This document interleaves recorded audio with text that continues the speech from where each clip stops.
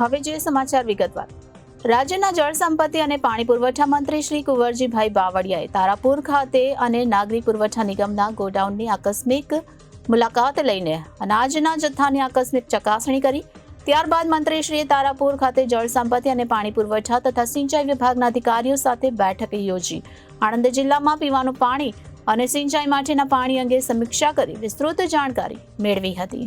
તારાપુર ખાતે જળ સંપત્તિ અને પાણી પુરવઠા વિભાગના અધિકારીઓ સાથે મંત્રી શ્રી કુંવરજીભાઈ બાવળિયાએ બેઠક યોજી હતી। મંત્રીશ્રીએ પાણી પુરવઠા વિભાગ હસ્તક ચાલતા કામો ચોમાસા બાદ વહેલામાં વહેલી તકે પૂર્ણ થાય તે જોવા અને કામ મજબૂત કામ થાય તે જોવા જણાવ્યું હતું।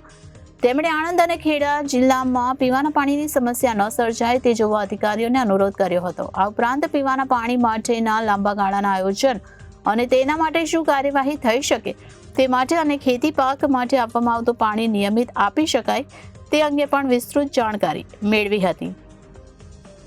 મંત્રીશ્રીએ જળ સંપત્તિ અને પાણી પુરવઠા વિભાગ હસ્તક ચાલતા પ્રગતિ હેઠળના કામો વહેલામાં વહેલી તકે પૂર્ણ થાય તે જોવા અને સિમેન્ટના સ્ટ્રક્ચરોની ગુણવત્તામાં કોઈ પણ પ્રકારની બાંધછોડ ન થાય તેની ખાસ તકેદારી રાખવા તાકીદ કરી હતી। આ બેઠકમાં મંત્રીશ્રીએ વાસ્મો હસ્તકના કામો, પાણી પુરવઠાના કામો અને સિંચાઈ વિભાગના કામોની વિસ્તૃત જાણકારી મેળવી થયેલી કામગીરીથી સંતોષ વ્યક્ત કર્યો હતો।